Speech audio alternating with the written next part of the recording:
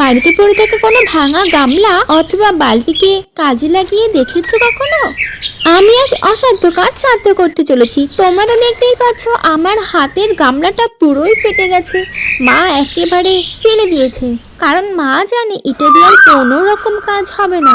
কিন্তু এই ফেলে দেওয়া গামলাটাই আমি কিভাবে কাজে লাগাই সেটাই তোমাদের সাথে শেয়ার করবো আজ। প্রথমে তো আমি গামলাটা খুব ভালো করে মেজে ধুয়ে নিয়ে একদম চকচকে করে নিয়েছি।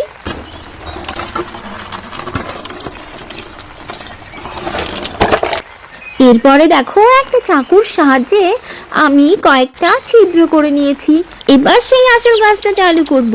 ওই ছিদ্রের মধ্যে দিয়ে উল ঢুকিয়ে আমি সেলাই করে নেব। কি অবাক লাগছে নিশ্চয়ই, কেমন করে করব দেখো, তোমাদের সাথে শেয়ার করছি কিভাবে করবে। এইবারে দেখো না এই ভাঙা বালতির আসল কামাল কিভাবে হয়।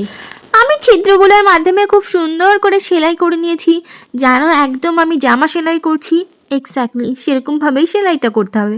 এরপর দেখো ড্রামটা একদম রেডি। কেউ কি বলতে পারবে এটাই সেই ভাঙা ড্রাম যার মধ্যে আমি এখন গাছ পুঁতবো?